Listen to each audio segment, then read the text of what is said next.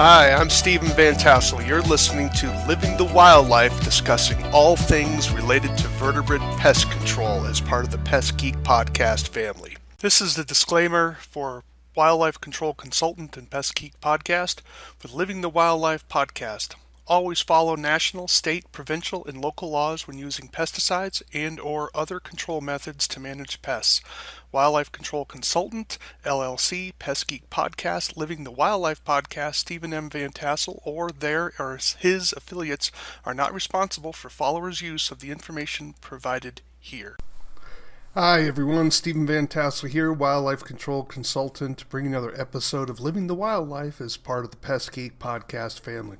Hey, glad to have you on board again. I hope your week went well. Mine was mostly in the office, so a lot of screen time this week. But I'll be traveling here shortly. I've got going to be traveling in 2 states, so it's going to be quite a week of driving this coming holiday week. I'm recording here before President's Day weekend, but I'm sure that most of you don't have President's Day weekend off. But nevertheless, do take a few moments, if you would, to subscribe to the channel, ring the bell, and if you could give us a 5-star review, that would be most appreciated. You can reach me at wildlifecontrolconsultant@gmail.com.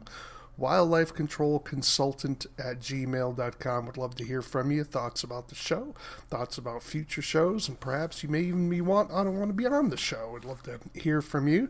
Make arrangements for that. Again, a lot of people are very shy about that. Not kind of confusing to me, but nevertheless, we would be interested, even if you don't want to be on the show. Perhaps you'd have a topic that you would like to get on the show. I would love to hear from you from that as well. Our show here is about vertebrate pest control from a technical, research-based background. So we get kind of geeky here. We are part of the Pest Geek podcast family, but nevertheless, we kind of drill down and do things that other people aren't getting involved in for various reasons. So this week, I wanted to sort of just point out I have a new product on my store. This is a tracking photography card. Those of you that have been following my podcast know that how deeply I emphasize the importance of getting good photographs. And one of the ways to do that is to show scale in the photograph. Now, there are various ways of doing that, but the best way, of course, is to have something that shows measurement. But this particular card also has a key, and I'm showing you the front and back here in this particular photo, of various tracks. So if you're taking photographs of tracks frequently, it kind of helps you get some common animals that you may encounter in the field, and plus some dimensions there to help you identify source of that track, or maybe at least get it down to maybe the genus, if not the species. So it's a credit card size. Slip it into your wallet, carry it with you. It's also gray, if you're wondering why it's gray, and the reason why it is gray is so that it doesn't overwhelm the white balance of your camera. And so big fan of these types of things. I produced one from my own business, but nevertheless, I'm advertising. This one was produced by someone else, but I like the fact that it had those tracks on there.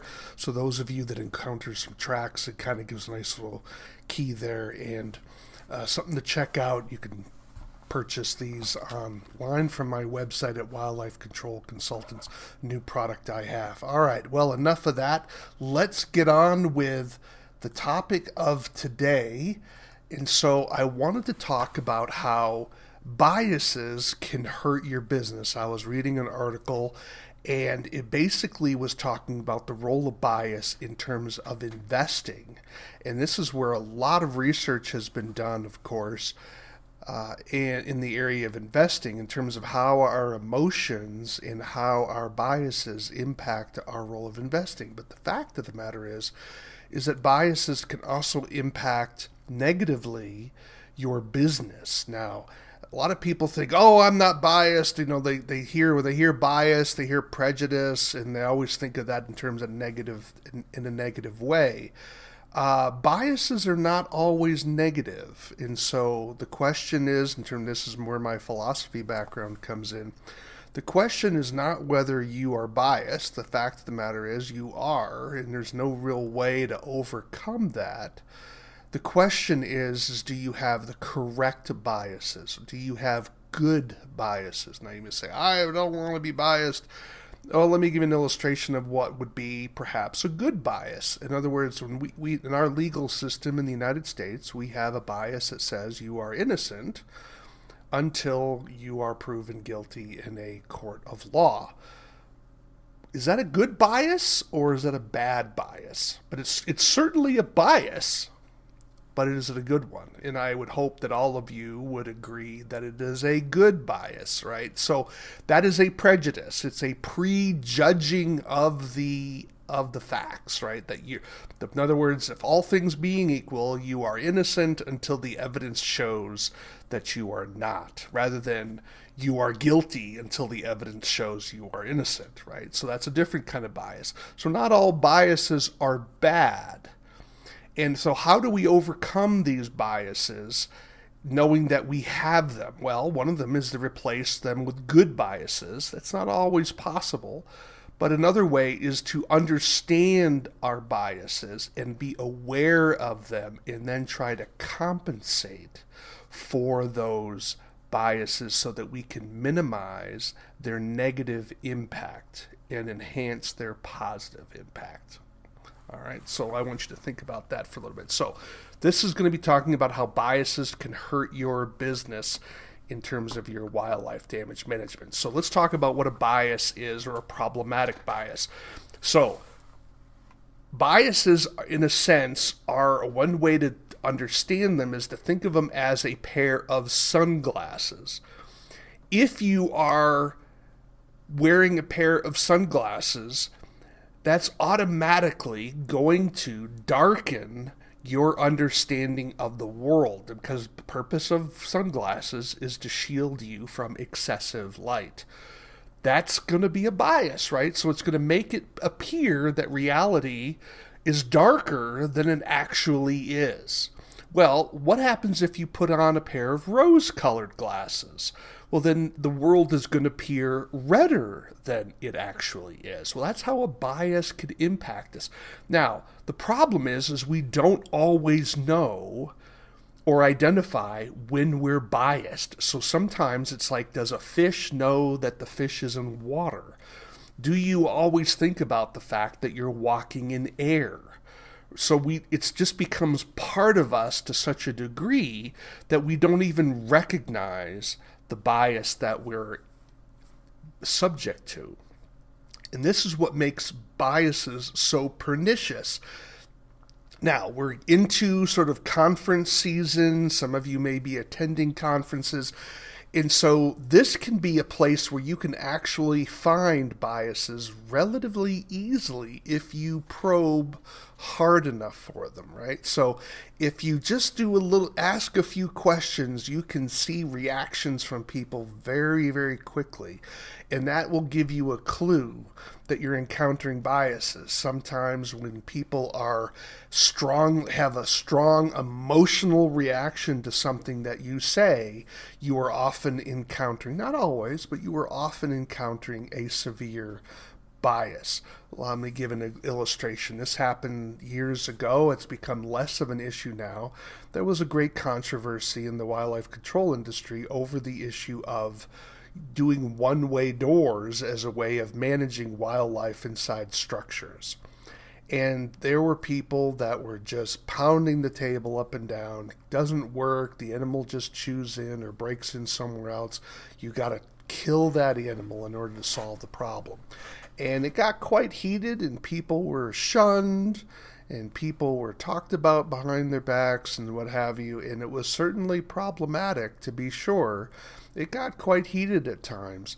Well, that showed you a level of bias, because the reality is, and here we are probably, 10 years later, give or take, And the industry has come to realize that, one-way doors can work better more than we thought they could in the past. Now, are one-way doors the Shangri-La of all wildlife control? Well, the answer, of course, is no. It doesn't really.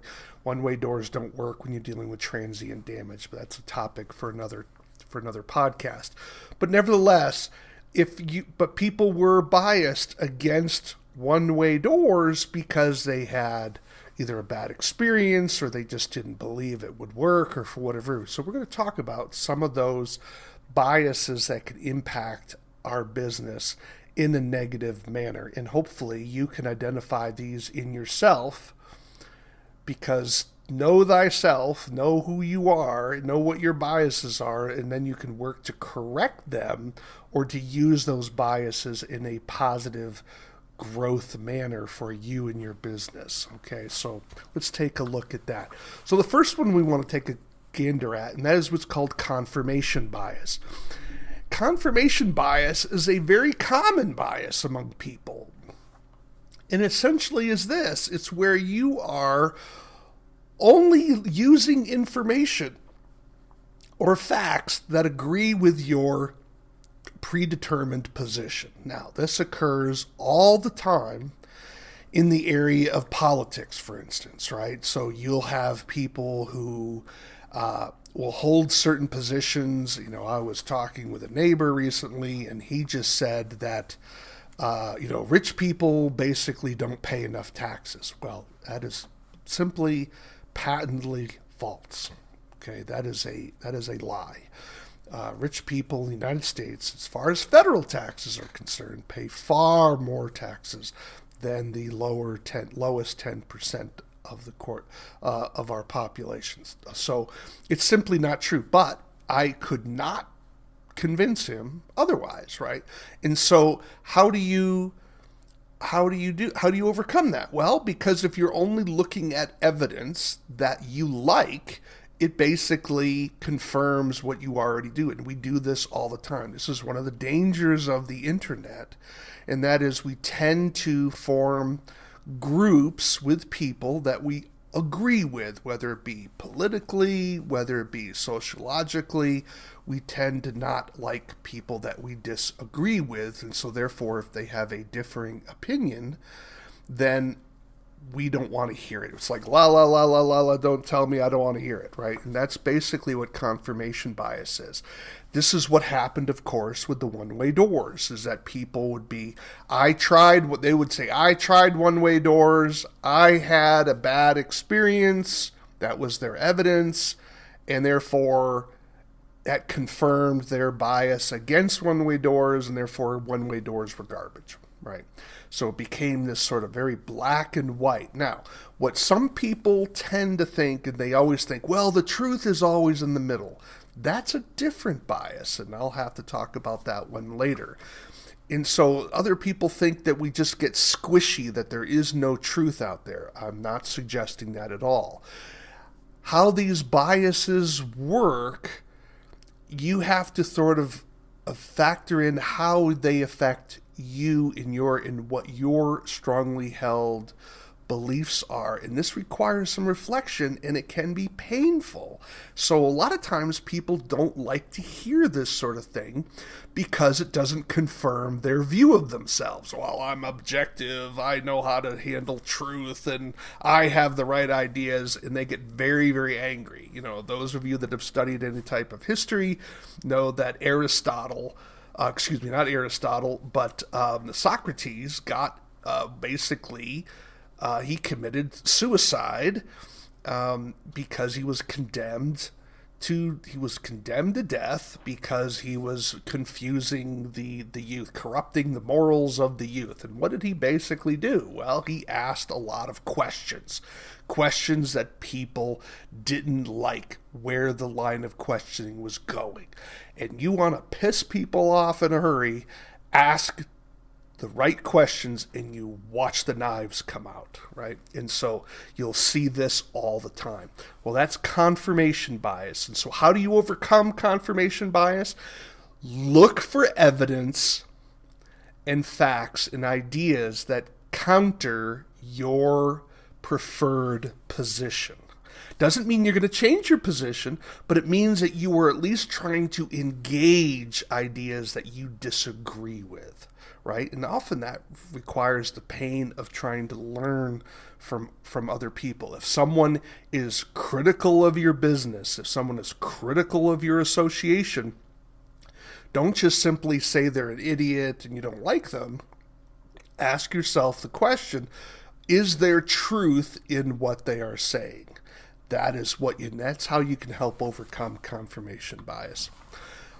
All right, let's turn on to another one. Well, loss aversion bias. This is the idea that if you put money into something or time into something and it's not working out, you tend to keep doing that thing that is losing because you don't want to confirm the fact that you made a mistake. This is a very difficult bias to overcome. It's called loss aversion bias. It's basically, you see it with gamblers. Like they're gambling, they're on a losing streak, and they just keep piling on money after money after money because they're trying to get back to zero so that they're not in the hole anymore. Well, we know that's sort of a fool's errand, but your problem is you get into that mode thinking your luck is going to turn, or if I just put a little bit more energy into something, I can get back out of it. And that is a bias that can really impact both our investing decisions and in terms of our work. You may be, let's say you were trying to open up a different line of services for your company. Let's say, I'm just going to throw something out there. You wanted to get into some coyote control. And you started coyote control, you put money into it, you got training or whatever the case may be, and then you're finding out that when you're doing the jobs, you're just always losing money. Do you stop offering the service? Well, that's going to be a question. Or do you think you're going to find a way to make it efficient to do it, right? So this is the question you have to ask yourself. That is, can you cut off that part of your business knowing you're not able to make any money at it? Now, you may want to, we say, well, I'm doing it to hold on to a client. Well, sometimes there are loss leaders, right? Where you take a loss on something to earn money on something else. Well, sometimes we justify things, and that may be a justification for you. I don't know your situation, but you've got to ask the question, is when you're losing money on this job, are you actually going to make money on this client with something else? I don't know. But that sometimes is a justification for you to keep going down this rabbit hole, down this losing proposition, because you just can't overcome the emotional loss there. That's called loss aversion bias. Recency bias. Now, this is, I believe, a very common one in the wildlife control community. You'll often see things online where people are saying, what is the best bait? Or what is the best technique to do X, Y, and Z?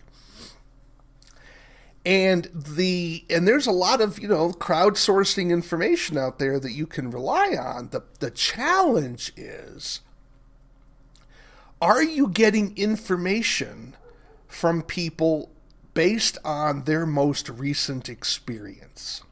This is one of the benefits of having peer-reviewed research. Now, peer-reviewed research isn't always the end-all and be-all out there. But the advantage of it is you have people taking careful notes, and they're looking over things over time. They're not simply relying on their memory. Let me give an illustration from my own life. When I was doing some research in the area of pocket gopher trapping, I was doing a project down in Nebraska. And basically, we're testing two different traps, the DK1 and the Maccabi trap. And we were testing the trap in both alfalfa fields and non-alfalfa, and grassland fields. Those were the two habitats that we were testing. And we were looking for whether it was better to leave the hole open when we were trapping. We were only trapping lateral tunnels, whether we were leaving the hole open or the hole closed. Because when we were doing presentations, producers were almost, a fist fight's probably a bit strong, but they got pretty heated about whether you had to have the hole closed or not. So my research was trying to determine, did it matter? Whether closing the hole after you set the trap or leaving the hole open, did it matter?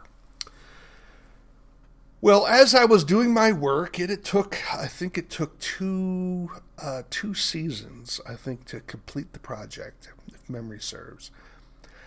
I was developing an idea, an attitude of what I thought was the best trap and the best technique. And I was like, well, this is the best way to go. And it turned out I didn't analyze the data. We had a statistician analyze the data. But when he analyzed the data, it turned out that there was no distinction between whether the hole should be open or the hole should be closed. Now, was there an actual difference? Yeah, but it wasn't statistically significant. It could be just simply noise. What we call noise, right? Same way when you're flicking a quarter up and down, you may have a streak of heads 3 or 4 times in a row. That's just a sort of a streak. Though if you stop, well, you can say, well, I had 4 heads in a row. That's 100% heads. Well, if you do it for another 50 times, you're going to get back to that 50-50 with tails, right? So it was just basically an artifact. There was no statistical significance to it. But I was biasing my evaluation of data probably on my most recent successes with trapping pocket gophers based on my experience. That's known as recency bias, right? Because our memory degrades over time. And only if we continue to go back and refresh it. This is why, storytelling is so important, because then that locks it into longer term memory. So this is how people who are teachers can feel, you could feel from them that they have this sort of wealth of knowledge. Well, they have a wealth of knowledge because they're constantly refreshing their memory about that knowledge, right? So they can overcome the memory degradation. Because the research shows if you continue to remember something, it goes into long-term memory and you sort of build that neural network in your brain. But when it comes to things like when we're doing wildlife control, are your colleagues writing things down? I find that when I go to conferences, I don't see people taking notes. They just think they're going to remember all this stuff. And the fact is, they don't, right? And so when you're asking these questions online, the information isn't bad, it just may not be complete. It may not be the whole story, and you have to ask yourself, are you just getting the most recent information? The same way, that cuts both ways, both positively and negatively. If they've had a bad experience, that's going to have that recency in a recent past, that's going to be a recency bias. If they've had a good experience with something, that's going to be a recency bias. So that may not be the total picture of something. So keep that in mind, because our memories degrade over time. Familiarity bias. Again, this is sort of similar to what I just talked about in terms of recency bias. But with familiarity bias, here we are emphasizing something that we are more comfortable with, and we're devaluing something that we're less comfortable with. And so this is something where the idea is change is hard. So we often tend to keep doing what we're doing because we're comfortable and it's familiar with us. Whereas trying something new is scary and strange. And we often resist it. And it can be very difficult for us to overcome that. And so this is where we have to evaluate in terms of our business. Are we Are we thinking about, are we doing this because it is the best way to do something? Or are we doing this just because this is the way we've always done it? Now, change doesn't always mean better, but the familiarity bias often keeps us trapped in a particular pattern because it's comfortable. And same way when it comes to eating, when I encourage people to read and they don't like to read, well, they're just going to keep on what they're doing, right? So change is hard because it requires you to do something different than what you're comfortable with. And that's a familiarity bias. Anchoring bias, and this is where we'll close with this one. If you're in sales, you know, or you should know about anchoring bias, because it is one of the most powerful tools you can use to leverage your clients. So this is where you can take advantage of this and become a better salesman by anchoring bias. What is anchoring bias? Well, if I tell you that this book is regularly $25, but right now I'm going to sell it to you for $15. Now notice what I did there. I anchored your mind in the price that this was $25. That anchored you. Then I said, it's now $15. What did you immediately feel? Oh, that sounds like a bargain. But is it? Maybe the book was never worth $25. Maybe it was always worth $15. But it gives the sense that there's a bargain there because you anchored the person. What are they comparing the $15? Is it anything objective? No, you just that number is just out of thin air. But because you automatically attributed the $25 value to it, when I said it's now $15, you felt that you were now saving $10. People do this in sales all the time. They'll say, if you buy now, it's going to be this. So they add a little bit of that emotional pressure, and they use anchoring as a way of making you feel you're getting a bargain. The value of this product is $100, but if you call today, you can get it for $19.95, right? This sort of thing. It goes on all the time. That is called anchoring bias. And so you can use it to your advantage to sell to your clients. I mean, whether you think this is deceptive or not, this can be kind of weird, right? Because obviously there are sales, right? People do have sales. I've even had a sale in my business, right? But it's also a bias in the sense of we take information that we've had in the past, our view of the world, and we use that and we add more emphasis on that information compared to the new. We discount new information. That's also an anchoring bias, but it's often used in the area of sales. So where you take that initial price and then you discount it or say, oh, the price is going to go up, you better buy now. That's another way of doing anchoring bias. Well, we do that with information as well. So what do we do with all these biases? Well, the key is understand you are going to be biased. There's no way to get around it. We all have a limited view of reality. Nevertheless, it doesn't mean what your experience is not true. What it does mean is that it may not be the whole truth in how our opinions and our biases can act as glasses to twist and shade our understanding of reality. So we can't take the glasses off, right? We can't get out of our body and see things objectively, but we can test our biases and challenge our biases. One, by being aware that they exist and looking for information that counters our bias. One of the ways to do that is to talk to people you disagree with. Listening to this podcast, getting a different perspective. going to conferences and listening to other teachers, reading books, reading journal articles, reading articles from people who have experience within the field.